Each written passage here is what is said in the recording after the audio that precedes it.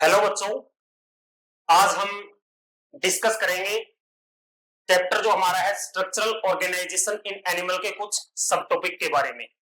जैसे कि हमारे टॉपिक हैं आज के एपिथेलियल टिश्यू के बारे में, फिर टाइप ऑफ एपिथेलियल टिश्यू, और फिर लास्ट में देखेंगे हम समरी जो हमने सभी टॉपिक पढ़े हैं उनके कंसाइज्ड वे में।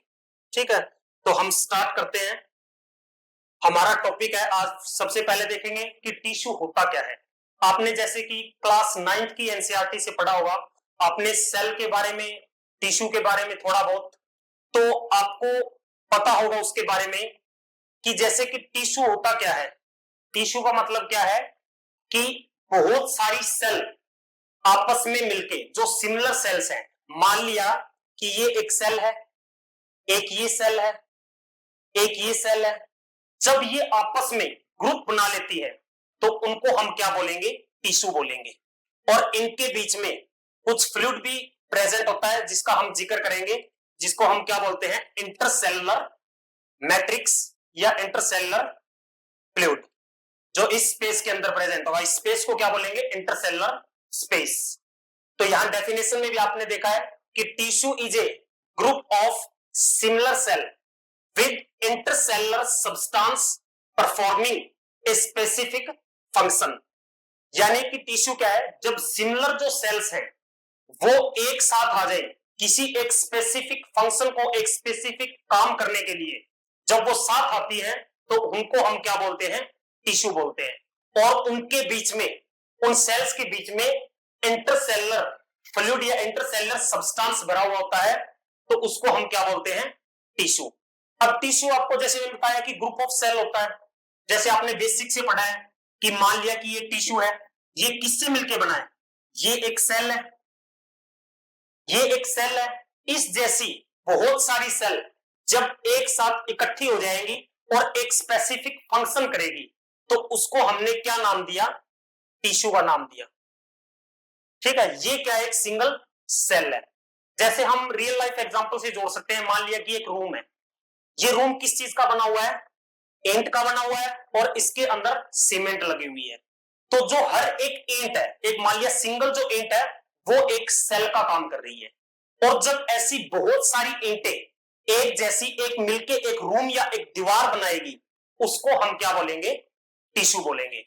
और उन ईंटों को आपस में चिपका के कौन रख रहा है, वो कौन काम कर रहा है, उसका सीमेंट काम कर रही है, उन सेल्स को आपस में चिपका के रख रही है। तो इससे क्या बन जाता है, टिश्यू। और आगे अगर हम फर्दर मूव करेंगे तो जो टिश्यू है, ये टिश्यू मिलके क्या बनाएगा, आपके पास ऑर्गन का फॉर्मेशन करता है। ठीक है, जैसे कि हमारा लीवर हो गया, ठीक है, ये एक ऑर्गन है। इस तरह से टिश्यू मिलके क्या बनाएगा, ऑर्गन बनाएगा। और जब ऑर्गन, डिफरेंट डिफरेंट ऑर्गन मिलके एक सिस्टम बनाते हैं तो उसको हम क्या बोलते हैं, ऑर्गन सिस्टम। उसको हम क्या बोलते हैं, ऑर्गन सिस्टम। जैसे कि ऑर्गन लीवर हो गया, ऑर्गन सिस्टम का एग्जांपल क्या है, जैसे कि डाइजेस्टिव सिस्टम हो गया। आपने सुना होगा छोटी क्लासों के अंदर, डाइजेस्टिव सिस्टम के अंदर क्या आता है, हमारी एलिमेंट्री कैनाल आती है, उसके अलावा लीवर आता है, लीवर से कुछ एंजाइम, कुछ जूसेस निकलते हैं, पैंक्रियाटिक जूस पार्टिसिपेट करता है डाइजेस्टिव सिस्टम में। तो यहां पर क्या है, जब ऑर्गन आपस में, सिस्टम क्या होता है, जब ऑर्गन आपस में इंटरेक्शन शो करेंगे, जब ऑर्गन आपस में इंटरेक्शन शो करते हैं तो वो मिलके क्या बनाते हैं, ऑर्गन सिस्टम। ये हमारा एक बेसिक आइडिया सेट हो गया। अब इसके बाद हमें पढ़ना क्या है, आज का हमारा जो टॉपिक है वो है टिश्यू के ऊपर। और टिश्यू के अंदर भी स्पेसिफिक टॉपिक है हमारा एपिथेलियल टिश्यू। वैसे तो आपके पास टिश्यू में एपिथेलियल टिश्यू होगा, कनेक्टिव टिश्यू होगा, मस्कुलर टिश्यू होगा, न्यूरल टिश्यू होगा, लेकिन हमें स्पेशली क्या पढ़ना है आज, एपिथेलियल टिश्यू के बारे में। तो स्टार्ट करते हैं आज एपिथेलियल टिश्यू के बारे में। एपिथेलियल टिश्यू, तो एपी का मतलब होता है अपॉन, एपी का मतलब होगा अपॉन, हिलियर मतलब टू रेस्ट। ऐसा एक टिश्यू जो दूसरे टिश्यू के ऊपर रेस्ट करता है। ठीक है, मान लिया कि आप एक रूम के अंदर लेटे हुए हो, आप बेड के ऊपर लेटे हो, बेड के ऊपर क्या है, या मान लिया कि सोफा के ऊपर लेटे हुए हो, तो सोफा के ऊपर आप हो, आप मान लिया कि एपिथेलियल टिश्यू हो और आप किसी एक और टिश्यू के ऊपर लेटे हुए हो, तो आपका जो सोफा है वो सेकंड टिश्यू है जिसके ऊपर आप लेटे हुए हो, और आप क्या हो, एपिथेलियल टिश्यू। और उस सेकंड टिश्यू को क्या बोलेंगे, जिसके ऊपर एपिथेलियल टिश्यू रेस्ट करता है, उसको हम बोलते हैं कनेक्टिव टिश्यू। तो यहां पर देखिए कि cell of epithelium are compactly packed with little intercellular space. Epithelial मैंने बताया एक टिश्यू के ऊपर दूसरा टिश्यू, और इसका जो काम है ये क्या करता है, आपको प्रोटेक्शन भी देता है, आपके अंदर एब्जॉर्प्शन, सिक्रीशन, डिफरेंट डिफरेंट काम है इसके। तो यहां पर अगर मान लिया कि प्रोटेक्शन देनी है, अगर प्रोटेक्शन देगा, अगर आपकी स्किन है, मान लिया स्किन के अंदर ऐसा तो है नहीं कि एक सेल यहां पर प्रेजेंट है, दूसरी सेल यहां पर प्रेजेंट है, उसके बीच में इतना स्पेस है, तो ऐसा तो होगा नहीं। तो इसलिए यहां पर क्या लिखा है कि जो एपिथेलियल टिश्यू होता है, इसकी जो सेल होती है वो कॉम्पैक्टली पैक्ड होती है। कॉम्पैक्टली पैक्ड का मतलब क्लोजली पैक्ड, यानी कि इनके बीच में जो स्पेस होगा वो बहुत कम होगा, ना के बराबर। जैसे कि मान लिया कि ये एक सेल है, एक ये सेल है, ये दूसरी और सेल हो गई, एक ये सेल हो गई, तो इसके बीच में जो ये इंटरसेलुलर स्पेस होगा, जो ये स्पेस होगा इंटरसेलुलर स्पेस, ये बहुत कम होता है, और इसके बीच में क्या होगा, इंटरसेलुलर सब्सटेंस प्रेजेंट होंगे। तो इसका मतलब आपको समझ में आया यहां तक कि एपिथेलियल टिश्यू क्या है, सेल प्रेजेंट है टिश्यू के अंदर जो कॉम्पैक्टली टाइटली पैक्ड है, जिनके बीच में बहुत कम इंटरसेलुलर स्पेस है। इंटरसेलुलर यानी कि सेल के बीच में स्पेस क्या है, बहुत कम है। आया समझ में? ये आपके डिफरेंट डिफरेंट टाइप के एपिथेलियल टिश्यू रखे हैं, इनको हम बाद में डिस्कस करेंगे थोड़ा डायग्राम की हेल्प से। अगला है जैसे कि अभी एपिथेलियल टिश्यू का हम एक फ्लो चार्ट बनाएंगे, उसके थ्रू समझेंगे कि एपिथेलियल टिश्यू में होता क्या क्या है। जैसे कि तो जो एपिथेलियल टिश्यू होगा,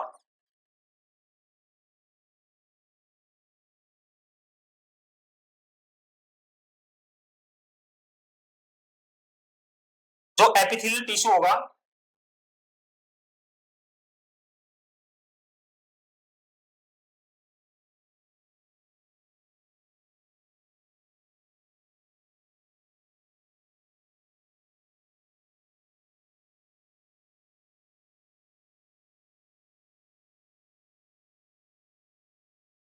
एपिथेलियल टिश्यू, तो इसके बारे में अभी देखेंगे थोड़ा। जैसे कि एपिथेलियल टिश्यू बनाते हैं अपन, तो सबसे पहले मैंने बताया कि एपिथेलियल टिश्यू क्या है, जो दूसरे के ऊपर रेस्ट करता है। तो यहां पर मैंने जैसे कि सिंपली बनाया, सेल बना ली मैंने एपिथेलियम की। अभी हम शेप के ऊपर बात नहीं करेंगे कि ये क्यूबॉइडल शेप है या फ्लैट है या फिर पिलर लाइक शेप है इनकी। तो सबसे पहले जैसे कि ये मैंने सेल बना दी,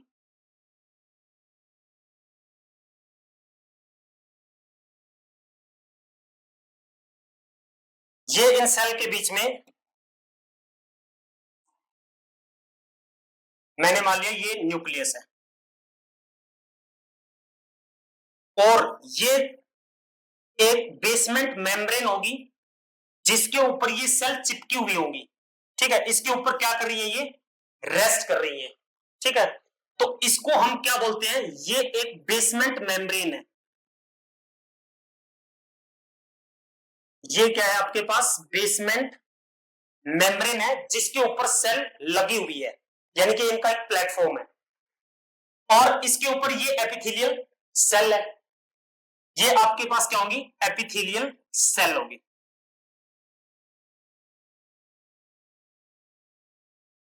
और बेसमेंट मेम्ब्रेन और एपिथेलियल सेल को मिला के क्या बोल देंगे, एपिथेलियल टिश्यू। तो हम सबसे पहले बात करेंगे कि जो बेसमेंट मेम्ब्रेन है, ठीक है, बेसमेंट मेम्ब्रेन जो होती है ये आपके पास कैसी होगी, बेसमेंट मेम्ब्रेन आपके पास म्यूकोपोली, आपके पास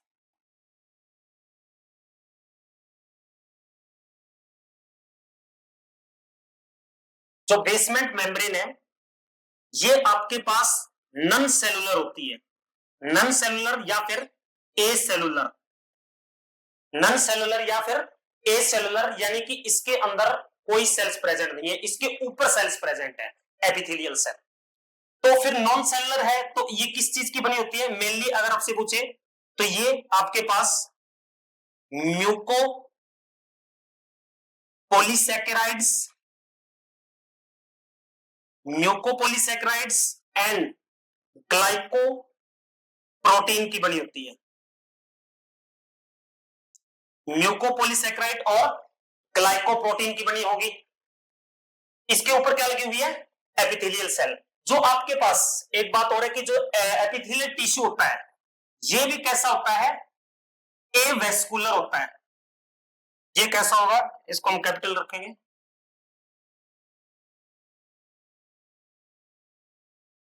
ये आपके पास ए वेस्कुलर होता है। ए वेस्कुलर का मतलब क्या है कि इसके अंदर कोई भी ब्लड वेसल्स की सप्लाई नहीं है, ठीक है। ए वेस्कुलर का ए का मतलब क्या होता है, एब्सेंट, इसका मतलब है एब्सेंट। क्या absent, blood vessels. Blood vessels क्या है, एब्सेंट है, किसके अंदर, एपिथेलियल टिश्यू के अंदर।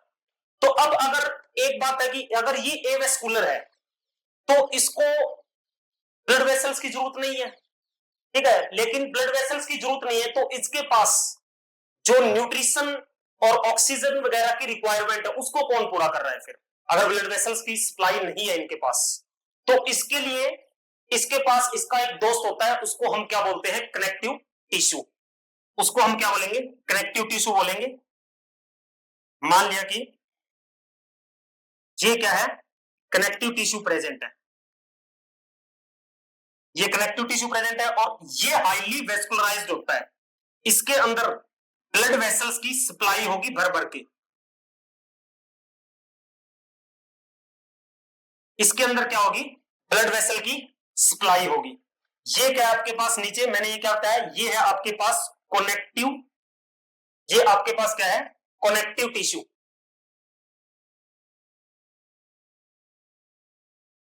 ये आपके पास कनेक्टिव टिश्यू प्रेजेंट है जो इसको क्या करेगा, सपोर्ट करता है अपने फ्रेंड को, किस रिगार्डिंग, न्यूट्रिशन और ऑक्सीजन के रिगार्डिंग। तो जो कनेक्टिव टिश्यू है इसका फंक्शन क्या होगा आपके पास, it provide nutrients, it provide nutrients and oxygen और मिनरल्स एक्सेट्रा। किसको देगा, it provide nutrient and oxygen to epithelial tissue. Epithelial tissue को ये सप्लाई करेगा न्यूट्रिएंट और ऑक्सीजन की। तो ये इसका फ्रेंड है, ये इसकी हेल्प करता है न्यूट्रिशन और ऑक्सीजन के रिगार्डिंग। आया समझ में। और एपिथेलियल टिश्यू का एक पॉइंट तो हो गया, एक इसके अंदर एपिथेलियल टिश्यू के अंदर हाई रीजनरेशन कैपेसिटी होती है, हाई रीजनरेशन कैपेसिटी, यानी कि अपने आप को ये रीजनरेट कर सकता है। अगर कोई इंजरी वगैरह होगी, अगर हमारी स्किन में कहीं रप्चर हो जाता है तो थोड़े दिन बाद स्किन अपने आप को रिपेयर कर लेती है। तो ये क्या है, इसकी हाई रीजनरेशन कैपेसिटी को शो करता है। तो ये हमारा एक बेसिक आइडिया हो गया एपिथेलियल टिश्यू के बारे में। अब इसके अंदर और क्या है, जैसे कि ये सेल्स हैं जो इस बेसमेंट मेम्ब्रेन के ऊपर लगी हुई है, तो इनका जो फ्री सरफेस होता है, जो ये ऊपर वाला फ्री सरफेस है, इसको हम क्या बोलेंगे, इसको हम बोलते हैं एपिकल सरफेस। इसको हम क्या बोलते हैं, एपिकल सरफेस। और जो इस बेसमेंट मेम्ब्रेन के साथ बिल्कुल सट के लगा हुआ है, इसको हम क्या बोलते हैं, बेसल सरफेस। इसको हम क्या बोलेंगे, बेसल सरफेस। इसको हम बोलेंगे बेसल सरफेस। और जो आपस में लगी हुई है ये खास इंपॉर्टेंट नहीं है, लेटरल सरफेस बोलेंगे इसको। तो जो एपिकल फेस या एपिकल सरफेस है, ये क्या होता है आपके पास, जो एपेक्स है ये फ्री है ऊपर की साइड, तो जो एपिकल सरफेस है ये फ्री होगी। बेसल क्या है, बेसमेंट मेम्ब्रेन के साथ लगी हुई है। तो जो एपिकल सरफेस होता है ये फेस करता है, किसको फेस करेगा, ये आपके या तो एक्सटर्नल जो एनवायरनमेंट है, एक्सटर्नल एनवायरनमेंट जो है, एक्सटर्नल जो एनवायरनमेंट है या तो उसको फेस करेगा या फिर आपके बॉडी फ्लूइड को फेस करेगा। अब मान लिया कि जैसे कि ये आपके पास अपना डिजिटल बोर्ड है, ये इसका क्या मान लिया, एपिकल सरफेस मान लिया, इसके बैक साइड वाला अपन ने मान लिया बेसल सरफेस जो दीवार के साथ चिपका हुआ है। तो फ्री कौन सा है, एपिकल सरफेस। ये किसको फेस कर रहा है, इस एनवायरनमेंट जो रूम का एनवायरनमेंट है इसको फेस कर रहा है ये। तो इसी तरह क्या है, एपिकल सरफेस है जो या तो अपने बॉडी फ्लूइड को फेस करेगा या फिर एक्सटर्नल एनवायरनमेंट को फेस करेगा। तो यहां तक आपको समझ में आया एपिकल टिश्यू के बारे में। अब इसके अंदर जैसे कि एक लाइन आती है एपिथेलियल टिश्यू, जो इसी के हिसाब से एपिकल सरफेस के हिसाब से मान लिया कि आपके अंदर ये कोई भी होलो ऑर्गन है, मान लिया कि ईसोफेगस है, ठीक है। ईसोफेगस के बनी किसकी होगी, सेल की बनी होगी। यहां पर सेल है अंदर की साइड, और एक सेल मैंने मान लिया कि एक लेयर है इस साइड प्रेजेंट। तो दो वर्ड आते हैं, एक तो आता है कवरिंग, एक आता है लाइनिंग। एक आता है कवरिंग और एक आता है लाइनिंग। तो कवरिंग का मतलब क्या होता है, हम कोई भी चीज है उसको कवर करते हैं। कवर अंदर से करते हैं या बाहर से करते हैं। मान लिया कि बाहर अगर पार्किंग में गाड़ी खड़ी है उसको अपन ने कवर करना है, तो कवर उसके ऊपर डालेंगे। तो कवरिंग क्या होती है, जो बाहर की साइड होगी। मान लिया कि ये कोई भी एक जैसे होलो कोई ऑर्गन है, या मान लिया कि ग्लास है, जैसे कि आपको फॉर एग्जांपल जैसे कि ग्लास है, इसकी जो बाहर की कवरिंग होगी, बाहर जो लेयर होगी, इसको तो बोलते हैं कवरिंग। और इसके अंदर जो होगी उसको बोलेंगे हम लाइनिंग। तो आया समझ में, कवरिंग क्या है, जो सेल की लेयर बाहर होगी जो कवर करेगी ऑर्गन को, और जो अंदर की साइड होगी उसको हम क्या बोलेंगे, लाइनिंग। तो ये कवरिंग और लाइनिंग का आपको समझ में आया। तो अभी जो अपना है some modification shown by free surface of epithelial cell. अपन ने जो अभी फ्री सरफेस देखा था, कौन सा सरफेस फ्री था, एपिकल साइड वाला, ठीक है। तो जो एपिकल सरफेस जो फ्री था उसके बेसिस पे कुछ मॉडिफिकेशन होती है सेल्स के अंदर, और ये अपने को दो पॉइंट आगे बहुत इंपॉर्टेंट है क्यूबॉइडल और कोलुमनार की मॉडिफिकेशन के लिए। तो हम इनको यही समझेंगे। एक दे रखा है माइक्रोविलाई, एक आपके पास है माइक्रोविलाई, और एक आपके पास है सीलिया। माइक्रोविलाई और सीलिया क्या है, सरफेस मॉडिफिकेशन है। मान लिया कि मैंने ये बेसमेंट मेम्ब्रेन होगी और इसके ऊपर ये मान लिया कि सेल्स लगी हुई है, ऐसे ये लगी हुई है आपके पास सेल्स। इनमें मॉडिफिकेशन कैसे होता है, इसका जो एपिकल सरफेस है, ये वाला जो सरफेस है, यहां पर सेल मॉडिफिकेशन शो करती है। जैसे कि मान लिया एक मेरा, आप जैसे कि हाथ की तरफ देखेंगे, जैसे कि ये एक सरफेस है, ये प्लेन सरफेस है, ठीक है, ये एपिकल सरफेस है। जब ये जो सरफेस है इसकी जो प्लाज्मा मेम्ब्रेन है वो हाईली फोल्ड हो जाए, जैसे कि मेरी फिंगर है इस तरह से फोल्ड होगी, इस तरह की प्रोजेक्शन दिखेंगी आपको, तो ये क्या होती है, माइक्रोविलाई। तो जैसे कि हम रिप्रेजेंट करेंगे, ये आपकी बेसमेंट मेम्ब्रेन होगी और इसके अंदर अब जो ये सेल है, ये सेल क्या करेगी, अपनी प्लाज्मा मेम्ब्रेन को ऐसे हाईली फोल्ड कर लेगी। हर एक सेल क्या करेगी, अपनी प्लाज्मा मेम्ब्रेन में ऐसे फोल्डिंग बना लेगी। तो इसको हम क्या बोलेंगे, ये जो मॉडिफिकेशन है इसको हम बोलते हैं माइक्रोविलाई। इस मॉडिफिकेशन को हम क्या बोलेंगे, इसको हम बोलते हैं माइक्रोविलाई।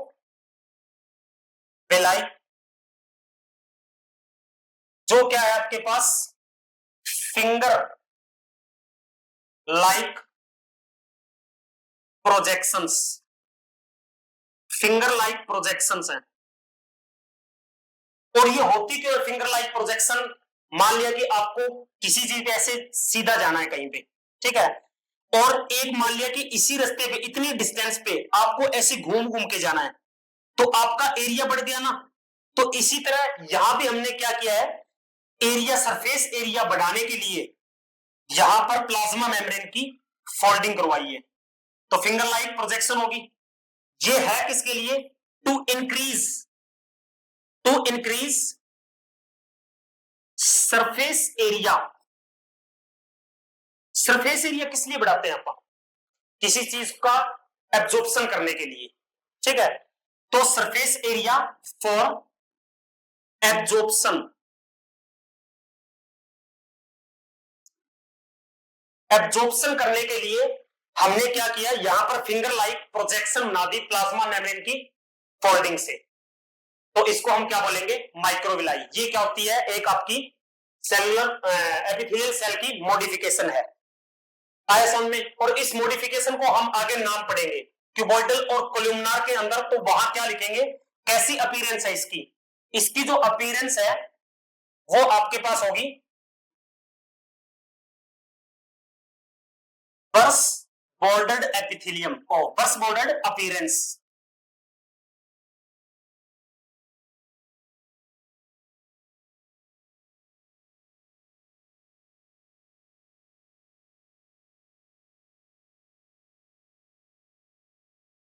बर्स बॉर्डर्ड अपीयरेंस, ठीक है। ब्रश जैसे जैसे आप टूथब्रश करते हैं उसमें जो अपीयरेंस होगी उस, सीलिया क्या होता है, आपने जैसे कि सेल के अंदर पढ़ते हैं आप चैप्टर के अंदर सीलिया के बारे में, जैसे कि ये सेल लगी हुई है ऐसे, इन सेल्स के ऊपर जब हेयर लाइक स्ट्रक्चर प्रेजेंट होते हैं ऐसे, जिन सेल के एपिकल सरफेस पे क्या होंगे, हेयर लाइक स्ट्रक्चर प्रेजेंट होते हैं, तो इनको हम क्या बोलते हैं, सीलिया बोलते हैं। यहां क्या करता है, जो माइक्रोविलाई था इसने तो अपना सरफेस एरिया बढ़ाया, तो सीलिया क्या करते हैं, सीलिया मोस्टली कहां होते हैं प्रेजेंट, ये आपके पास present mostly in hollow organs, hollow organs के अंदर प्रेजेंट होते हैं। और ये फ्लूइड को यूनिडायरेक्शनली मूव कराते हैं। मान लिया कि सीलिया ऐसे बीट हो रहे हैं एक डायरेक्शन में, तो ठीक है, कोई भी फ्लूइड को एक डायरेक्शन में मूव करवाएंगे, तो ये क्या है, यूनिडायरेक्शनल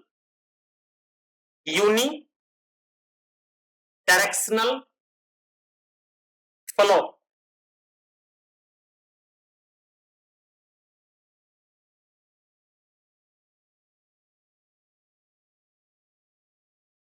या हम बोल सकते हैं यूनिडायरेक्शनल मूवमेंट ऑफ फ्लूइड।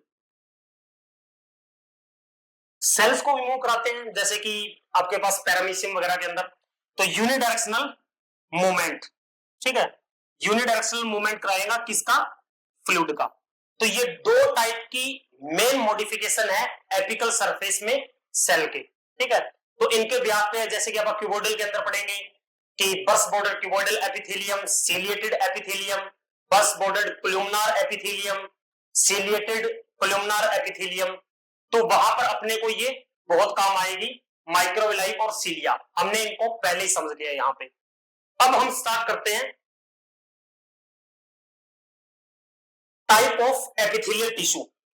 तो आपके पास दो टाइप के एपिथेलियल टिश्यू बताए एनसीईआरटी ने, और जो मोस्टली जिसके बारे में डिटेल में थोड़ा सा डिस्क्राइब किया एनसीईआरटी ने, वो है सिंपल एपिथेलियम और जो कंपाउंड एपिथेलियम है। जो आपके पास कंपाउंड एपिथेलियम है, इसके बारे में थोड़ा ही बताया एक पैराग्राफ के अंदर, तो हम एनसीईआरटी को फॉलो करेंगे, हम भी उतना ही देखेंगे। तो ये सिंपल और क्यूबॉइडल एपिथेलियम को आपने दो पार्ट में डिवाइड किया है। किस बेसिस पे डिवाइड किया है? नंबर ऑफ जो सेल्स हैं उनकी layer, number of layers, on basis of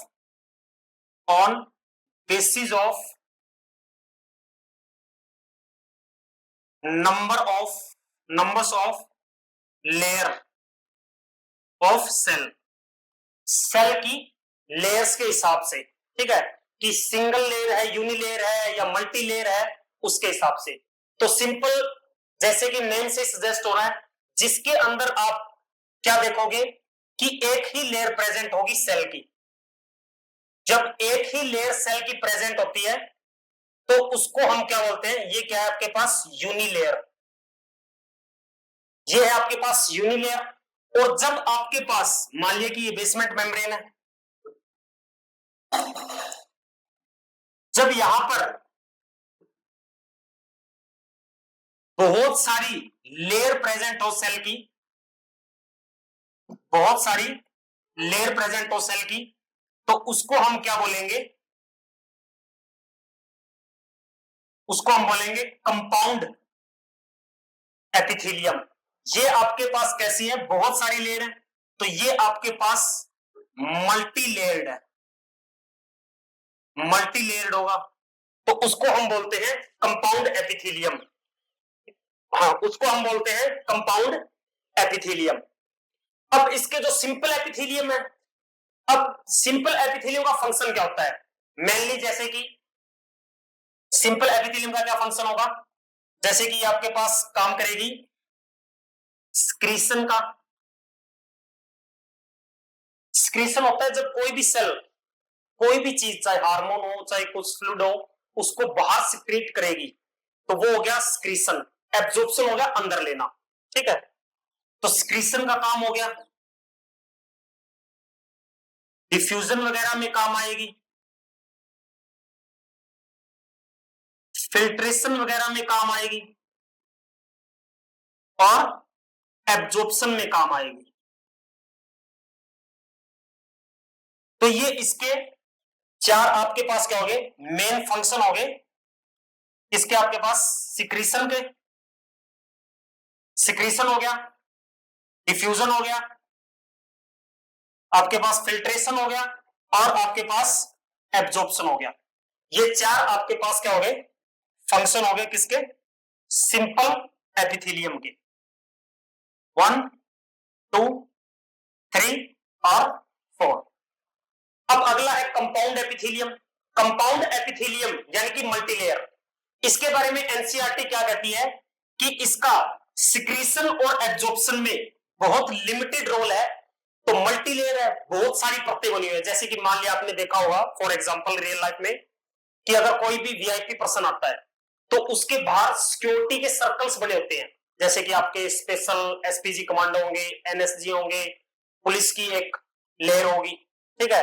तो उनका काम क्या है? वो प्रोटेक्ट करती है उस वीआईपी पर्सन को। इसी तरह इसका जो मेन काम है, मेन काम तो क्या है इसका? मैकेनिकल या केमिकल शॉक से सेल को, मैकेनिकल या केमिकल शॉक से बॉडी को बचाना। तो मेन काम तो इसका क्या है? प्रोटेक्शन का है। मेन फंक्शन इसका क्या है? प्रोटेक्शन का। और एनसीईआरटी लिखती है कि इसका लिमिटेड रोल है, limited role in secretion and absorption.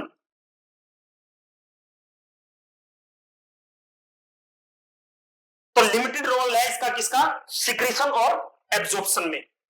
तो आपको समझ में आया सिंपल एपिथेलियम और कंपाउंड एपिथेलियम किसके बेसिस पे, कितनी लेयर प्रेजेंट है सेल की? एक परत है, दो है, तीन है, कितनी है? सिंगल है तो सिंपल होगी, अगर ज्यादा होगी तो कंपाउंड होगी। नेक्स्ट है अपना टाइप ऑफ एपिथेलियल टिश्यू। और एपिथेलियल जो टिश्यू है उसके टाइप है सिंपल एपिथेलियम के। तो एक आपके पास सिंपल स्क्वेमस एपिथेलियम है, एक आपके पास क्यूबॉइडल एपिथेलियम है, और एक आपके पास सिंपल कोलुमनार एपिथेलियम है। इनकी शेप्स से पता चलेगा, जैसे कि क्यूब लाइक होती है, जैसे आपको एक स्लाइड थी फर्स्ट, ये देखिए यहां पर सिंपल जो एपिथेलियम है इसको शेप के ब्याज पे दे रखा है, जैसे कि सिंपल एपिथेलियम है, इसमें फर्स्ट क्या है, स्क्वेमस एपिथेलियम। ये आपकी क्या है, स्क्वेमस एपिथेलियम है। अभी हम इसको डिटेल में देखेंगे। जो फ्लैट सेल्स होती है, यानी कि इनके अंदर इसका जो सरफेस होता है वो फ्लैट होता है, कोई भी उभार नहीं होता सेल के अंदर। अगली है क्यूब लाइक सेल। बी क्या है आपके पास, क्यूबोइडल। ये देखिए क्यूब लाइक जो सेल है ये है क्यूबोइडल। थर्ड देखेंगे हम कोल्यूमनार। कोल्यूमनार होती है ऐसी, जैसे कि ये देखो लंबी सेल है, पिलर लाइक, ठीक है, जो पिलर लाइक सेल है, जो पिलर लाइक लंबी लंबी सेल है, सिलेंडर लाइक, उसको हम क्या बोलेंगे, कोल्यूमनार। और ये एग्जांपल दे रखा है आपका कि कोल्यूमनार सेल है, इतनी बड़ी सेल है ऐसे लंबी सिलेंडर टाइप, और इसके ऊपर आपको दिखाई दे रहा है, तो यहां पर सीलिया दिखा रखे हैं।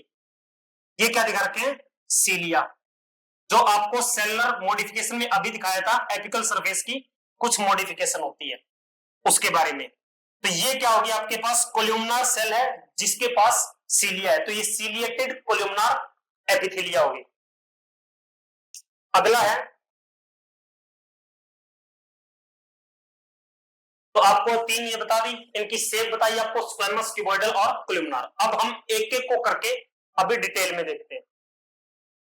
जैसे कि पहला है आपके पास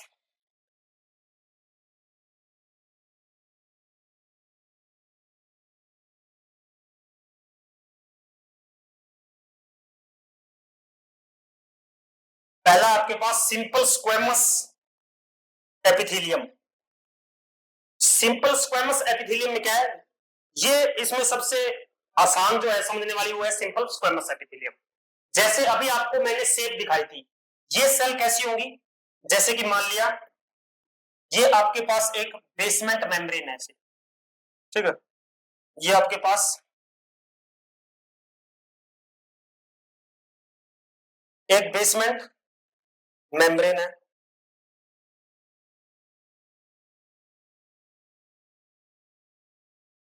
ये एक बेसमेंट मेम्ब्रेन होगी, और इसके ऊपर सेल्स लगी हुई है ऐसे बिल्कुल फ्लैट, कोई उभार नहीं है इस सेल के अंदर। ये आपके पास जो सेल है इसको हम क्या बोलते हैं, फ्लैट सेल है। ये क्या है, फ्लैट सेल है।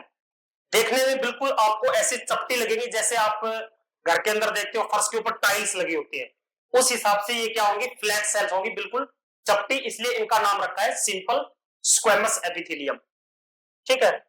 और इसको हम सिंपल स्क्वेमस जो एपिथेलियम है, फ्लैट सेल होंगी। और ये तो आपके पास साइड व्यू है, अगर हम इसका टॉप व्यू देखते हैं तो इसकी ऐसे इरेगुलर बाउंड्री होती है।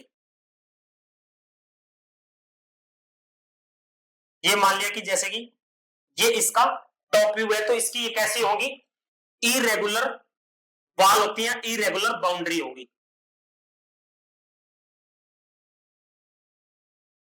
Irregular boundary. इसीलिए हम इसको टेसिलेटेड भी बोल सकते हैं, ठीक है। टेसिलेटेड मींस जैसे कि वेवी अपीयरेंस मिलेगी आपको, क्या मिलेगी आपको, वेवी अपीयरेंस मिलेगी, तो इसलिए हम इसको टेसिलेटेड भी बोल सकते हैं। और क्या है सिंपल स्क्वेमस एपिथेलियम में, cell appears like tile on the floor, tile like appearance है, ठीक है, जैसे टाइल्स लगी होती है, टाइल्स ऑन फ्लोर, फ्लोर पे टाइल्स लगी होती है उस जैसी दिखेंगी, तो हम इनको क्या बोलते थे, पेवमेंट भी बोल देते हैं, पेवमेंट। तो इसको हम और क्या बोल देते हैं, पेवमेंट एपिथेलियम।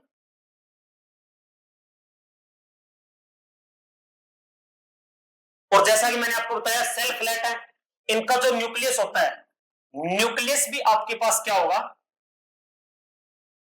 न्यूक्लियस भी फ्लैट होता है एंड प्रेजेंट इन सेंटर, और सेंटर के अंदर प्रेजेंट होगा। तो ये आपके पास सिंपल स्क्वेमस एपिथेलियम के बारे में, ठीक है। इसके एग्जाम्पल क्या है कि ये आपको कहां कहां देखने में मिलेगी?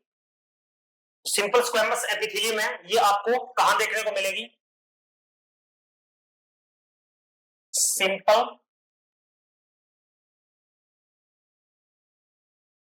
Squamous epithelium. तो जैसा कि मैंने आपको बताया फ्लैट सेल्स हैं, ठीक है, तो फ्लैट सेल्स हैं, इनका जो मेन फंक्शन होता है स्क्वेमस एपिथेलियम का, जो फंक्शन होता है वो क्या होगा? Diffusion and filtration. Diffusion and filtration. Diffusion and filtration का काम होगा। तो आप सोचिए कि इसके एग्जाम्पल क्या हो सकते हैं। जैसे कि आपने डिफ्यूजन का अगर मैं बोलूं तो आपने रेस्पिरेशन चैप्टर पढ़ा होगा। रेस्पिरेशन के अंदर क्या आता है? जो एल्वियोलाई होती है, जो एल्वियोलाई होती है वहां हम क्या देखते हैं? जैसे कि एल्वियोलाई है, इसकी जो लाइनिंग होती है, जो इस सेल लाइनिंग बनाती है, ये कौन सी होती है? सिंपल स्क्वेमस एपिथेलियम होती है। और फिर अपन ने देखा है जैसे कि इसके अराउंड ऐसे ब्लड वेसल भी प्रेजेंट होती है। तो जो ये ब्लड वेसल है इसके अंदर भी जो सेल प्रेजेंट होती है वो भी कौन सी होती है? सिंपल स्क्वेमस एपिथेलियम है। तो जितनी लेयर पतली होगी, जितनी थिन होगी, उतना ही वहां से इजीली डिफ्यूज होगा और इजीली फिल्ट्रेशन होगा। तो यहां पर ये जो लेयर होती है सिंपल स्क्वेमस एपिथेलियम, ये क्या होती है? बिल्कुल इसकी थिकनेस आपने पढ़ी होगी लेस देन 1 mm। तो डिफ्यूजन कहां होगा? एल्वियोलाई के अंदर होगा, जहां पर ये सिंपल स्क्वेमस एपिथेलियम प्रेजेंट होती है। ठीक है, एक आप कहां प्रेजेंट होगा? जैसे इसी के अंदर एग्जांपल है, ये ब्लड वेसल है, तो आपके पास ब्लड वेसल्स के अंदर होगा। ब्लड वेसल्स के अंदर भी कौन सी प्रेजेंट होती है? कैपिलरीज के अंदर आपके पास सिंपल स्क्वेमस एपिथेलियम, और वहां पर इसको एक स्पेशल नाम दे देते हैं एंडोथेलियम। वहां क्या नाम दे देते हैं? एंडोथेलियम। तो डिफ्यूजन के एग्जांपल हो गए। फिल्ट्रेशन, फिल्ट्रेशन कहां होता है हमारी बॉडी के अंदर? किडनी के अंदर होता है। ठीक है, तो किडनी के अंदर जो नेफ्रॉन वाला पार्ट होगा, ठीक है, किडनी के अंदर जो नेफ्रॉन होता है वहां पर जो आपके पास एक टफ नेटवर्क बना होता है, किसका? कैपिलरीज का। उसको हम क्या बोलते हैं? ग्लोमेरुलस। तो ग्लोमेरुलस के अंदर और कहां पर होगा? वुमेन्स कैप्सूल के अंदर। वुमेन्स कैप्सूल के अंदर आपने ऐसा स्ट्रक्चर देखा होगा नेफ्रॉन का। ये आगे पीसीटी डीसीटी वगैरह होगी, और यहां पर आपके पास कैपिलरीज आ रही होती है, एफरेंट आर्टेरियोल और इफरेंट आर्टेरियोल, यहां पर कैपिलरी नेटवर्क बनाती है। तो इस ग्लोमेरुलस के अंदर और इस वुमेन्स कैप्सूल के अंदर आपके पास कौन सी सेल प्रेजेंट, कौन सी एपिथेलियम प्रेजेंट होगी? Simple squamous epithelium. तो आपके पास टोटल 4 एग्जांपल हो गए, एल्वेलाई, ब्लड वेसल्स, नेफ्रॉन के अंदर ग्लोमेरुलस, और आपके पास वुमेन्स कैप्सूल। आया समझ में? अगला है simple cuboidal epithelium. Simple cuboidal epithelium क्या होता है? जैसे कि आपको क्यूबॉइडल नाम से पता चल रहा होगा, क्यूब लाइक। इस एपिथेलियम की शेप कैसी होगी? क्यूब लाइक होगी, यानी जैसे कि क्यूब्स प्रेजेंट होते हैं। जैसे कि ये बेसमेंट मेम्ब्रेन होगी और इसके ऊपर ये सेल लगी होंगी ऐसे क्यूब लाइक फॉर्म में, तो इसको हम बोलते हैं cuboidal epithelium.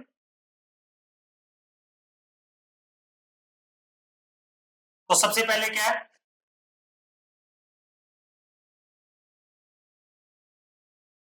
Cube like cell present होगी। ठीक है, सेल की शेप कैसी होगी? Cube like. और इनके अंदर सेकंड क्या है? न्यूक्लियस। न्यूक्लियस कैसा होगा? आपके पास राउंड होगा एंड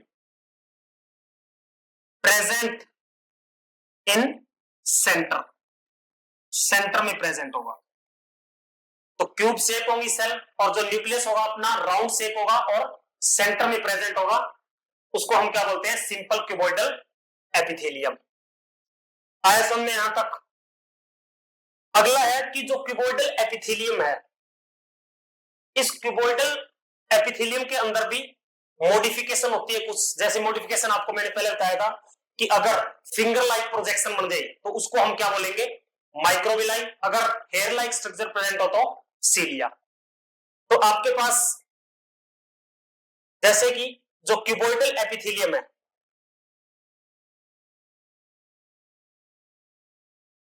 जो क्यूबॉइडल एपिथेलियम होगी, इसके अंदर एक तो होगी आपके पास सिंपल,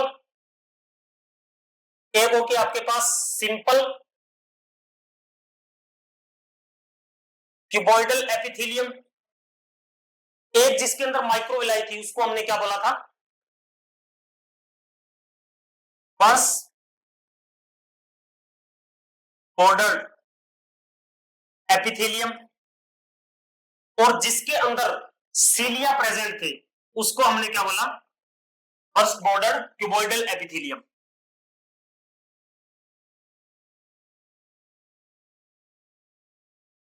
बस bordered cuboidal epithelium.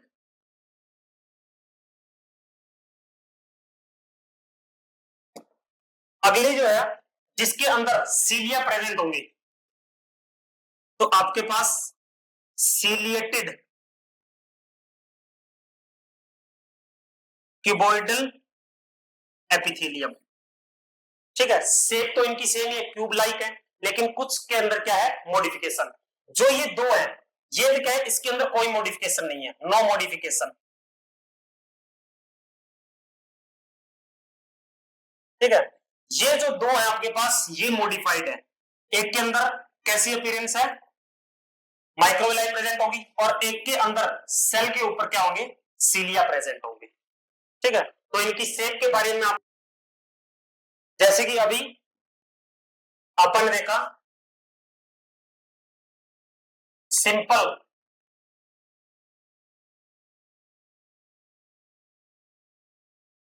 Cuboidal epithelium, इसके तीन टाइप बताए। एक तो था आपके पास cuboidal epithelium, sorry, cuboidal epithelium, इसका एक तो हो गया सिंपल वर्जन होगा, जिसके अंदर कोई भी मॉडिफिकेशन नहीं होगी।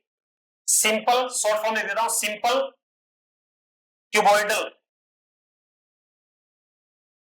Simple cuboidal epithelium. एक आपके पास थी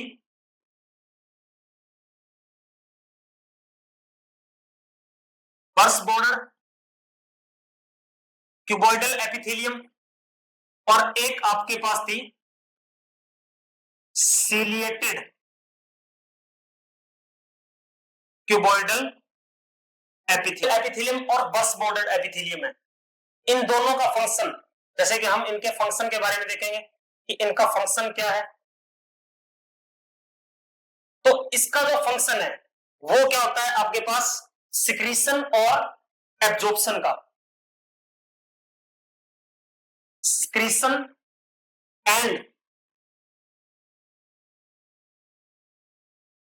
एब्जॉर्प्शन, सिक्रीशन एंड एब्जॉर्प्शन का होगा। इसको मैं थोड़ा अलग लिख देता हूं।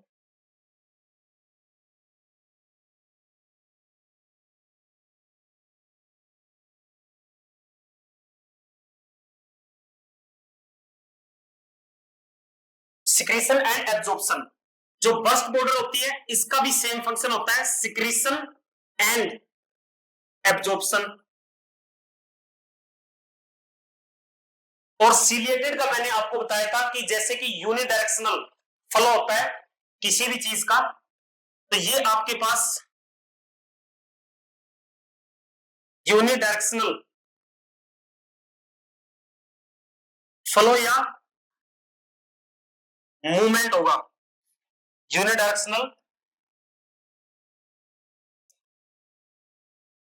फ्लो या बोल सकते हैं आप मूवमेंट, किसी भी सब्सटेंस का यूनिडायरेक्शनल मूवमेंट होगा विद द हेल्प ऑफ सीलिया। तो इसका जो एग्जांपल है सिंपल क्यूबॉइडल नेफ्रॉन देखा था अभी,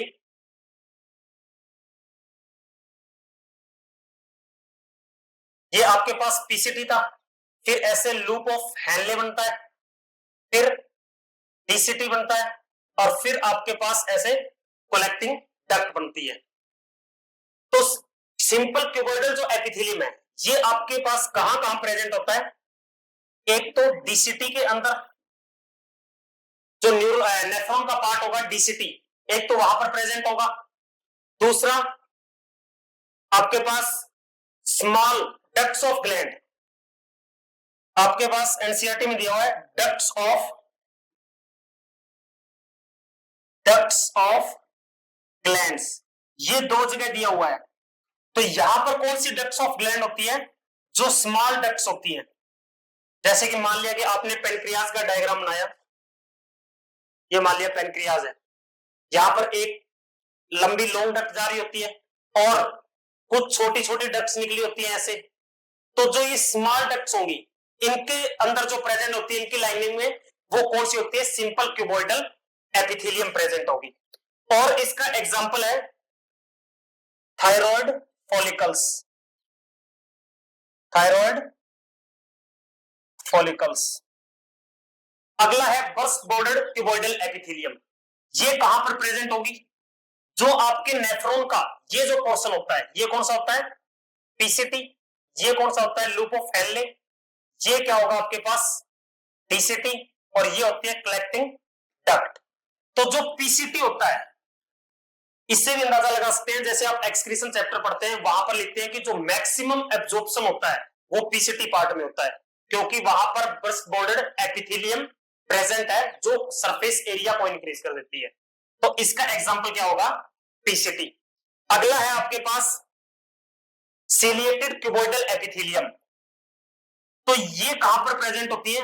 आपका जो रेस्पिरेटरी सिस्टम होता है वहां पर जो स्मॉल ब्रोंक्यूल्स होते हैं, लार्ज ब्रोंक्यूल्स होंगे, कुछ बड़े बड़े ब्रोंक्यूल्स होंगे जो वाइड होंगे और कुछ नैरो होंगे। तो जो नैरो वाले होते हैं स्मॉल ब्रोंक्यूल्स होते हैं, उन स्मॉल ब्रोंक्यूल्स के अंदर कौन सी एपिथेलियम प्रेजेंट होती है? सिंपल सिलिएटेड क्यूबॉइडल एपिथेलियम, ठीक है, जिसके ऊपर सीलिया बेरिंग क्यूबॉइडल एपिथेलियम होगी। आया समझ में? तो इसके बाद अपना है simple columnar epithelium. Simple columnar epithelium क्या है? जिसके अंदर जैसे कि अपन ने देखा था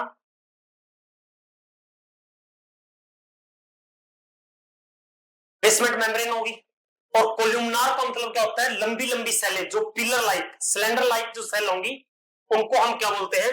कोलुमनार।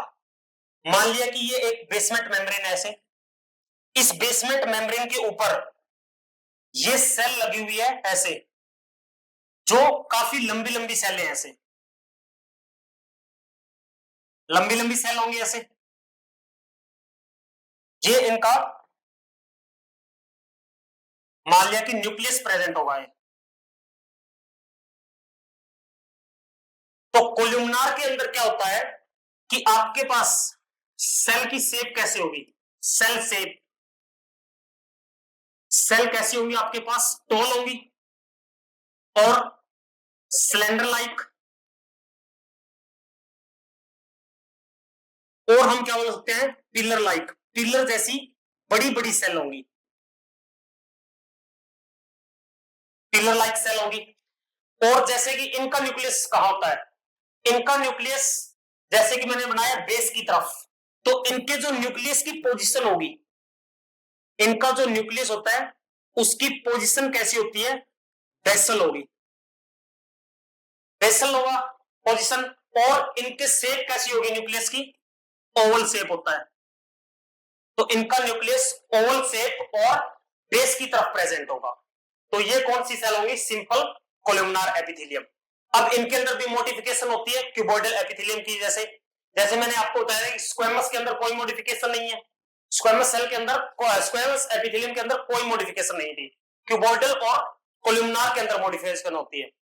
तो जिसके अंदर मॉडिफिकेशन नहीं होगी उसको हम क्या बोलते हैं, simple columnar epithelium.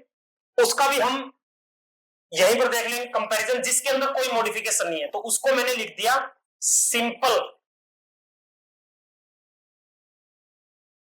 Columnar epithelium. जैसे क्यूबॉइडल के अंदर मॉडिफिकेशन थी वैसी मॉडिफिकेशन यहां होगी। बर्स बॉर्डर्ड कोलुमनार एपिथेलियम होगी,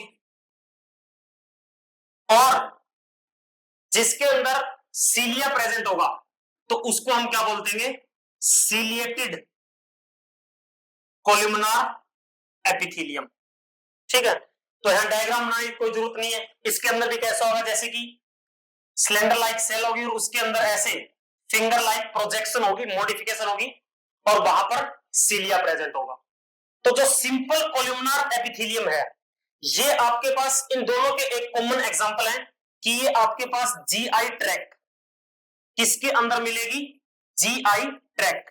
जीआई का मतलब क्या है, गैस्ट्रो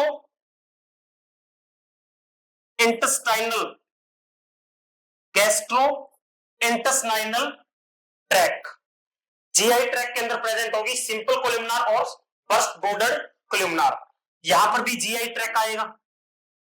अगर जीआई ट्रैक के अंदर भी अगर स्पेशल पूछे तो आपके पास स्मॉल इंटेस्टाइन, मैंने आपको क्या बताया था कि जो फिंगर लाइक प्रोजेक्शन है माइक्रोविलाई, ये किसके लिए है, एब्जॉर्प्शन, सरफेस एरिया बढ़ाने के लिए। ठीक है, एब्जॉर्प्शन के लिए।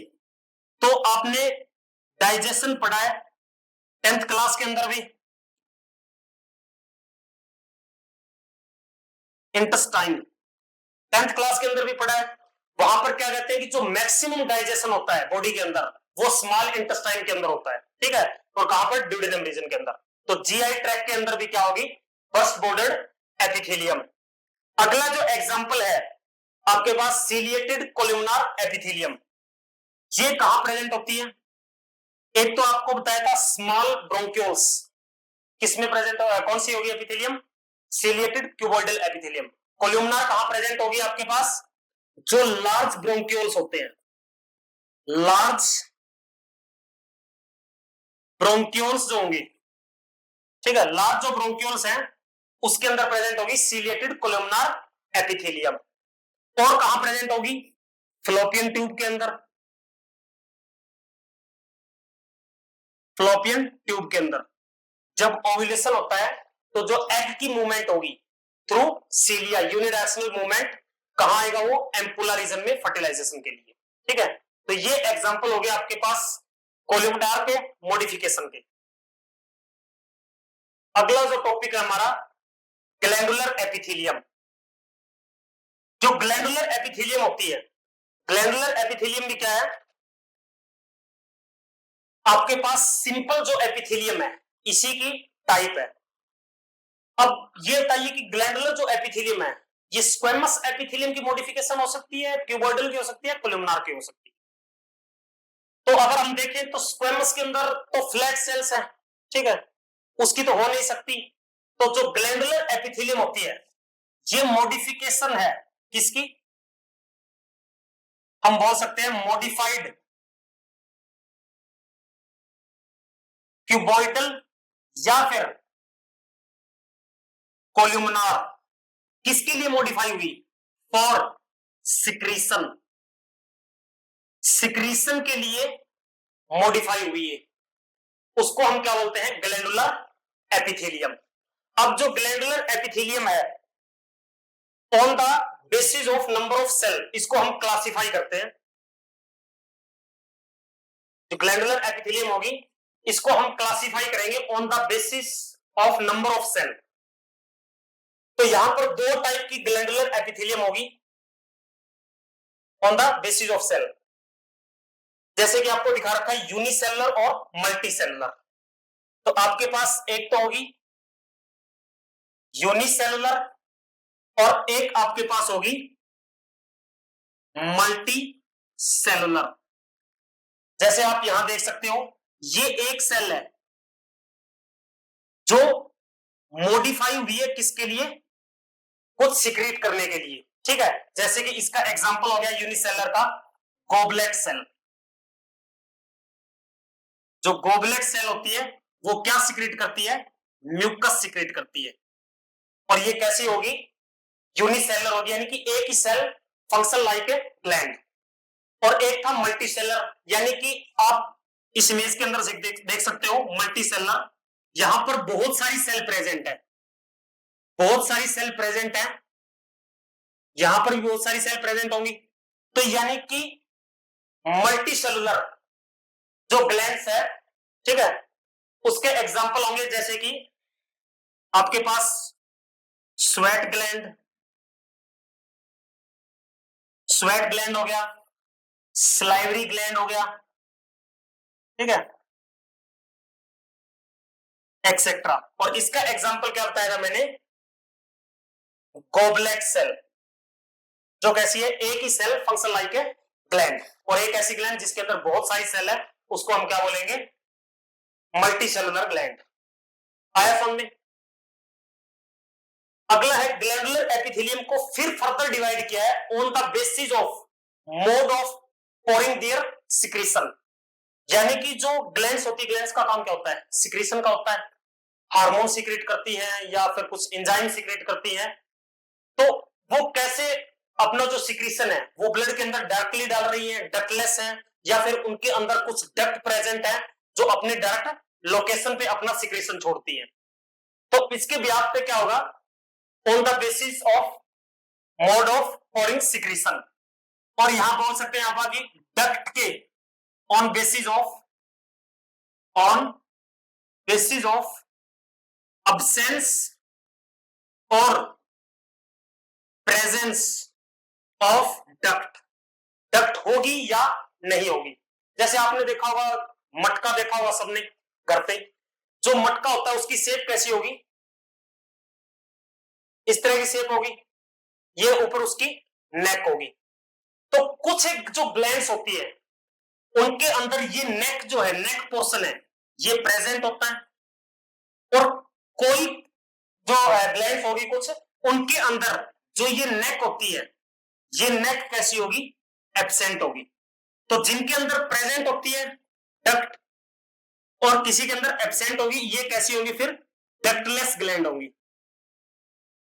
जो डक्टलेस ग्लैंड होती है, इसी ग्लैंड को हम क्या बोलते हैं, एंडोक्राइन ग्लैंड। आपने सुना भी होगा। और इसका डिटेल्ड जो पोर्शन आता है वो आपके ह्यूमन फिजियोलॉजी के लास्ट चैप्टर में आता है, केमिकल इंटीग्रेशन वाले में। और जिनके अंदर डक्ट प्रेजेंट होगी, ठीक है, मान लीजिए कि ये ग्लैंड है, इसके अंदर डक्ट प्रेजेंट होगी और ये अपना सिक्रीशन डायरेक्ट डक्ट के थ्रू डालेगी, ठीक है। तो इसको हम क्या बोलेंगे, एक्सोक्राइन ग्लैंड। इसको हम क्या बोलेंगे, एक्सोक्राइन ग्लैंड, ठीक है। जिनके अंदर डक्ट एब्सेंट होती है एंडोक्राइन, जिसके अंदर डक्ट नहीं होती, जिनके अंदर प्रेजेंट होती है उसको क्या बोलेंगे, एक्सोक्राइन। जिसके अंदर नहीं होगी उसको हम क्या बोलेंगे, एंडोक्राइन। अब एक जो ग्लैंड है आपके पास वो मिक्स ग्लैंड होती है, एक्सोक्राइन भी होती है और एंडोक्राइन भी होती है, उसको हम क्या बोलते हैं, मिक्स ग्लैंड। थर्ड जो है मिक्स्ड ग्लैंड, इसको हम कंपोजिट ग्लैंड भी बोल देते हैं, कंपोजिट ग्लैंड भी बोल देते हैं, हेट्रोक्राइन ग्लैंड भी बोल देते हैं। यानी कि जिसके अंदर एक्सो प्लस एंडो दोनों का जो पोर्शन होगा, यानी कि जैसे कि एग्जांपल है इसका पेनक्रियाज। इसका एग्जांपल क्या है, पेनक्रियाज। पेनक्रियाज के अंदर क्या होते हैं, दो पोर्शन होते हैं, एक तो एक्सोक्राइन पोर्शन होगा और एक आपके पास एंडोक्राइन पोर्शन होगा। जो एक्सोक्राइन पोर्शन होता है वो सेल ऑफ एसिनी से बना होता है, और जो एंडोक्राइन होता है उसको कौन बनाता है, इसलेट ऑफ लेगरहेंस। तो एंडोक्राइन जो पोर्शन होता है ये हार्मोन सिक्रेट करता है। आप फिजियोलॉजी के लास्ट चैप्टर में पढ़ेंगे कि इंसुलिन, ग्लूकागॉन वगैरह सिक्रेट करता है। और एक्सोक्राइन पोर्शन आपके पास पैनक्रियाटिक जूस रिलीज करेगा, ठीक है, जो डाइजेशन वगैरह में हेल्प करेंगे आपके। तो यहां तक आया समझ में कि एक्सोक्राइन, एंडोक्राइन और आपके पास मिक्स ग्लैंड और कंपोजिट ग्लैंड क्या होती है, ठीक है। एंडोक्राइन को एक बार और भी देख सकते हो, जैसे कि इस टाइप से मान लिया कि ये सेल्स प्रेजेंट होगी ऐसे किसी टिश्यू के अंदर, और यहां से मान लिया कि ये ब्लड वेसल निकल रही है,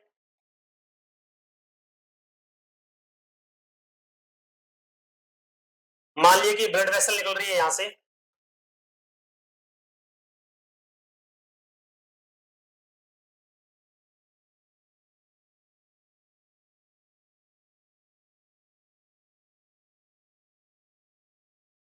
तो यहां पर जो इस ग्लैंड की जो सेल्स प्रेजेंट होगी, एंडोक्राइन जो सेल होती है, एंडोक्राइन ग्लैंड होगी, इसकी जो सेल्स होंगी वो अपना सिक्रीशन डायरेक्ट इस ब्लड स्ट्रीम के अंदर डालेंगी, ठीक है। इनको किसी भी डक्ट की जरूरत नहीं है। इस डायग्राम के थ्रू भी रिप्रेजेंट कर सकते हैं अपन एंडोक्राइन ग्लैंड को। अगला है अपना लास्ट टॉपिक, कंपाउंड एपिथेलियम, ठीक है। एज नेम सजेस्ट, ये कैसी होगी, आपके पास मल्टी लेयर्ड सेल जो प्रेजेंट होगी, ठीक है। जब एक से ज्यादा लेयर प्रेजेंट हो सेल की, जो मल्टीलेयर्ड सेल प्रेजेंट होगी, उसको हम क्या बोलेंगे, कंपाउंड एपिथेलियम, ठीक है। और कंपाउंड एपिथेलियम के अंदर क्या आएगा, अगर एक से ज्यादा लेयर है तो ये आपके पास इजीली ना तो किसी चीज को डिफ्यूज कर पाएगी, ना किसी चीज को फिल्टर कर पाएगी। तो फिल्टर और डिफ्यूजन के लिए तो आपको सिंगल लेयर्ड एपिथेलियम चाहिए। यहां क्या है, मल्टी लेयर्ड। तो इसका काम मेनली क्या होगा, मेनली ये क्या करेगी, मेनली क्या रोल होगा इसका, प्रोटेक्शन का, मेनली रोल होगा इसका प्रोटेक्शन का। मेनली रोल क्या होगा इसका, प्रोटेक्शन का। और लिमिटेड रोल होता है, क्या होगा, limited role in secretion and absorption. तो एनसीईआरटी इस लाइन को साफ साफ लिखती है कि लिमिटेड रोल होगा सिक्रीशन और एब्जॉर्प्शन में। मेनली जो वर्क है कंपाउंड एपिथेलियम का वो क्या है, प्रोटेक्शन का, ठीक है। किसी भी मैकेनिकल या केमिकल शॉक से अपनी बॉडी को बचाना, ठीक है। ये आपके पास मेनली दो टाइप की होंगी, एक तो होगी आपके पास ट्रांजिशनल एपिथेलियम और एक आपके पास होगी स्ट्रेटिफाइड एपिथेलियम। जो ट्रांजिशनल एपिथेलियम है, फर्स्ट ऑफ ऑल क्या है, ट्रांजिशनल एपिथेलियम, ट्रांजिशनल जो कंपाउंड एपिथेलियम है, और एक आपके पास होगी स्ट्रेटिफाइड। इनको किस बेसिस पे डिफरेंशिएट किया है, जो ट्रांजिशनल होती है ये जो एपिथेलियम होगी स्ट्रेचेबल होती है, ठीक है। ये एक्सपेंड भी कर सकती है, ठीक है, फिर रिलैक्स कर सकती है, यानी कि स्ट्रेच कर सकती है, ठीक है। तो जो ट्रांजिशनल एपिथेलियम होती है ये आपके पास स्ट्रेचेबल होगी और ये आपके पास नॉन स्ट्रेचेबल होगी।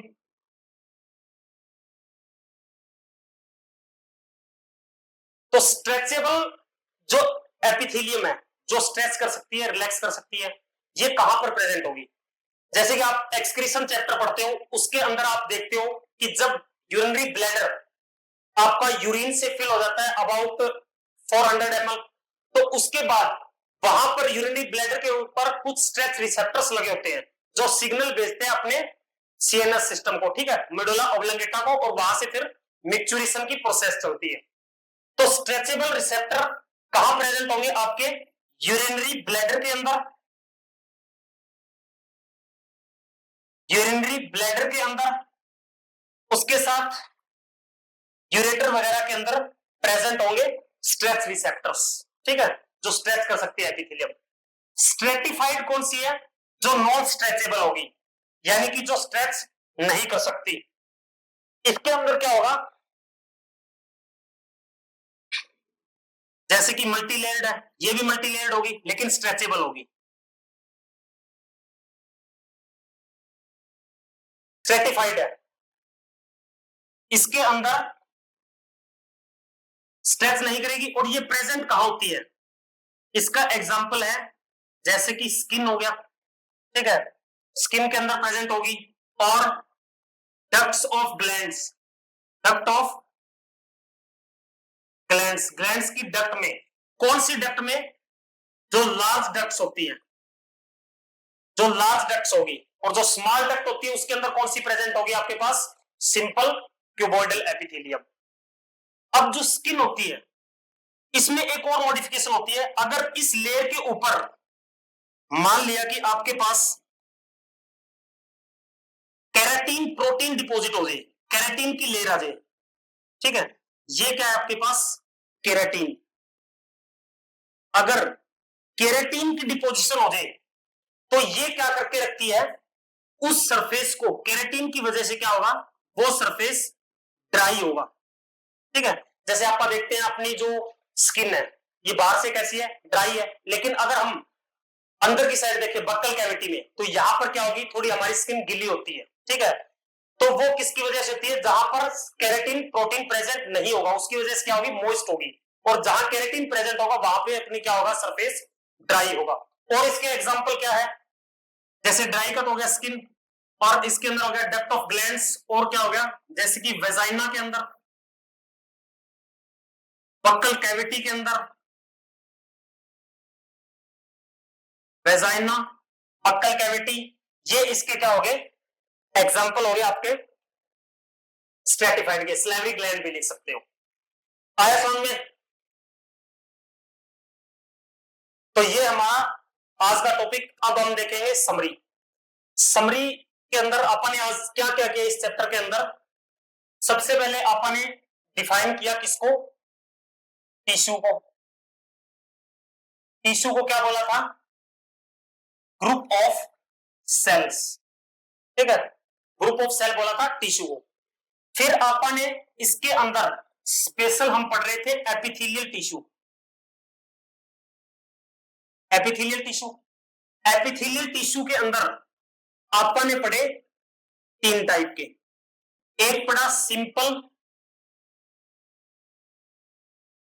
स्क्वेमस, सिंपल स्क्वेमस एपिथेलियम, जो एपिथेलियल टिश्यू था इसके अपन ने सिंपल एपिथेलियम के अंदर पढ़ा क्या, यहां पर लिखेंगे सिंपल जो एपिथेलियम है। एक रहेगा आपके पास कंपाउंड एपिथेलियम। सिंपल के अंदर एक तो सिंपल स्क्वेमस पढ़ा, फिर अपन ने पढ़ा सिंपल क्यूबॉइडल के बारे में, फिर अपन ने पढ़ा सिंपल कोल्यूमनार के बारे में, ठीक है। तो सिंपल स्क्वेमस कैसी थी, फ्लैट सेल्स थी, और इनका काम क्या था, डिफ्यूजन का और फिल्ट्रेशन का, डिफ्यूजन का और फिल्ट्रेशन का काम था इनका। फिर आपने पढ़ा क्यूबॉइडल, यानी कि जिनकी शेप क्यूब लाइक थी, और मैंने आपको 2 टाइप की मॉडिफिकेशन का जिक्र किया था, एक तो जिसके अंदर माइक्रोविलाई प्रेजेंट होगी, तो वो कैसी थी, बर्स बॉन्डेड एपिथेलियम, और एक आपके पास कैसी थी, सीलिएटेड। इसके साथ साथ जिसमें मॉडिफिकेशन नहीं था उसको आपने क्या बोला था, सिंपल क्यूबॉइडल, ठीक है। फिर ऐसा ही कोलुमनार के अंदर पड़ा था, एक तो थी simple columnar epithelium pillar like cell, एक जिसके अंदर माइक्रोविलाई प्रेजेंट थी, तो वो कैसी थी, बर्स बॉर्डर्ड कोल्यूमनार, एक आपके पास थी सीलिएटेड कोल्यूमनार।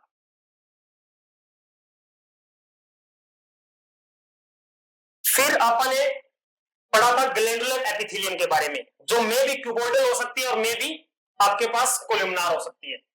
तो आपने पढ़ा था एक ग्लैंडुलर के बारे में, ग्लैंडुलर एपिथेलियम। तो ये आपके पास on the basis of cell unicellular भी हो सकती है, यूनिसेलुलर, और आपके पास कैसी हो सकती है, मल्टी सेलुलर भी हो सकती है।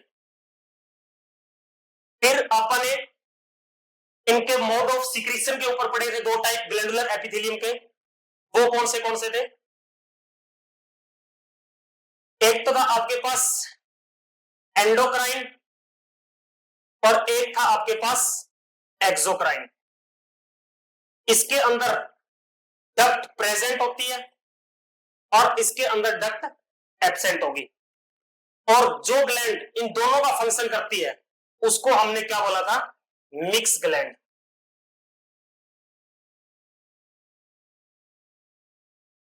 फिर अपन ने लास्ट में देखा था कंपाउंड एपिथेलियम के बारे में,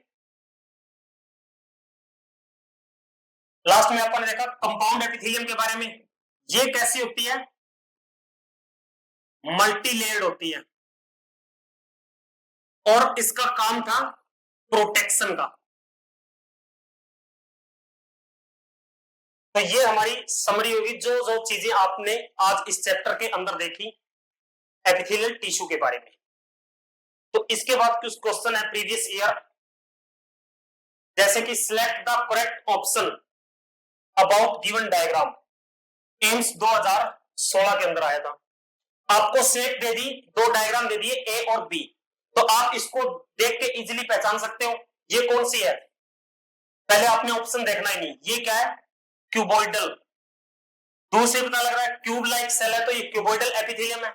और इसके अंदर देखो एक लेयर, दो, तीन, चार, ये मल्टी लेयर्ड है, तो ये कौन सी है, कंपाउंड एपिथेलियम। तो अभी ऑप्शन देखेंगे, जैसे कि आपके सेकंड ऑप्शन में स्क्वेमस एपिथेलियम दे रखा है, तो ये यहां है ही नहीं, तो सेकंड ऑप्शन तो आपका कैंसल। फिर आपके पास दे रखा है compound epithelium, tube like cell, और ये दे रखा है। तो पहला ऑप्शन देखेंगे कि बी जो है वो क्यूबॉइडल कंपाउंड एपिथेलियम है, यहां तक ठीक है। For protection and cover the dry surface of skin, ये अभी आपने पढ़ा था कि प्रोटेक्शन इसका मेन रोल है, और जो ड्राई सरफेस होता है जैसे स्किन होता है, उसके स्किन का ड्राई सरफेस रखती है कौन, क्यूबॉइडल एपिथेलियम। तो ये ऑप्शन आपका करेक्ट है। अगले और देख लेते हैं, क्यूब लाइक सेल, ए जो है क्यूब लाइक सेल है, ये ठीक है। Found in the wall of blood vessels and air sac of lungs, यहां पर ये चीज गलत हो गई। ब्लड वेसल के अंदर आपने कौन सी बताई थी, स्क्वेमस एपिथेलियम, ठीक है। एल्वेलाई, ब्लड वेसल्स, ग्लोमेरुलस और बोमेंस कैप्सूल, उसके अंदर आपने कौन सी बताई थी, स्क्वेमस एपिथेलियम। फोर्थ जो ऑप्शन है आपके पास बी है कंपाउंड एपिथेलियम, ठीक है, मल्टी लेयर है। Found in the tubular part of nephron, tubular part of nephron के अंदर ये नहीं मिलती। या तो आपके पास स्क्वेमस आपने पढ़ा है नेफ्रॉन के बारे में, या फिर आपने क्या पढ़ा है, क्यूबॉइडल पढ़ी है, ठीक है, क्यूबॉइडल या क्यूबो। तो ये ऑप्शन भी आपका गलत हो गया, तो आपका करेक्ट ऑप्शन होगा वो होगा फर्स्ट। अगला है pick the correct option regard to given below figure. ये आपको एनसीईआरटी की एज इट इज पिक्चर दे रखी है, इसके अंदर अपने को इसका फंक्शन और कौन सी टाइप की जो सेल है, तो पहले आप देख सकते हो ये कौन सी है, स्क्वेमस एपिथेलियम है।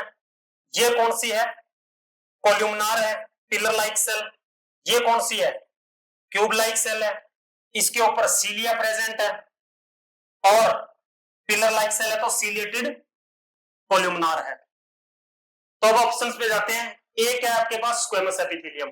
बी आपके पास दे रखा है क्यूबॉइडल, तो ये ऑप्शन कैंसिल हो गया, क्यूबॉइडल नहीं है, कोल्यूमनार है। सी आपके पास ऑप्शन दे रखा है कोल्यूमनार एपिथेलियम, तो ये ऑप्शन भी नहीं है, सी तो आपके पास क्यूबॉइडल है। फिर आप देखेंगे फोर्थ सीलिएटेड कोल्यूमनार, ये ठीक है, ए ऑप्शन भी आपके पास स्क्वेमस एपिथेलियम। अब इनका हम फंक्शन देखेंगे, तो फंक्शन में क्या है, सिंपल जो स्क्वेमस एपिथेलियम है, इट्स फंक्शन, इसका फंक्शन क्या है, एब्जॉर्प्शन का। तो ये यहां पर गलत हो गया, एब्जॉर्प्शन का फंक्शन किसका था, क्यूबॉइडल वाले का, ठीक है, और कोल्यूमनार वाले का। स्क्वेमस का फंक्शन क्या था, फिल्ट्रेशन और डिफ्यूजन का।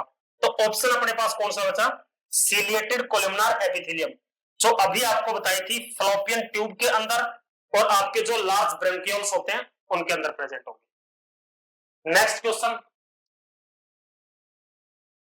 The kind of epithelium which forms the inner wall of blood vessels. देखो ये क्वेश्चन रिपीटेड है AIPMT 2010 के अंदर, और ऐसा ही अपन ने पीछे फंक्शन के अंदर देखा था, उनके अंदर भी कुछ ऐसा ही था। तो ब्लड वेसल्स के अंदर कौन सी होती है? ब्लड वेसल के अंदर अपने को क्या करवाना है?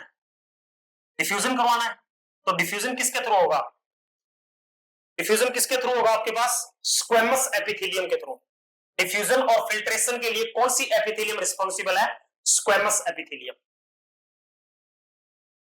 Next question, the epithelial tissue present on inner surface of bronchioles and fallopian tube. ठीक है, तो ये अभी पीछे जो ऑप्शन था उसके अंदर था एक कि ब्रोंक्यूल्स, लार्ज ब्रोंक्यूल और फ्लोपियन ट्यूब, मैंने क्या बताया था? Unidirectional flow. तो सीलिया प्रेजेंट होंगे। ठीक है, तो आपके पास ना स्क्वेमस होगी, ना क्यूबॉइडल होगी, ना ग्लैंडुलर होगी, तो सीलिएटेड एपिथेलियम प्रेजेंट होगी फ्लोपियन ट्यूब और ब्रोंक्यूल्स के अंदर। तो आज का लेक्चर हमारा इतना ही होगा। ठीक है, यहां पर आपने जो टॉपिक कवर किए, thank you for this lecture.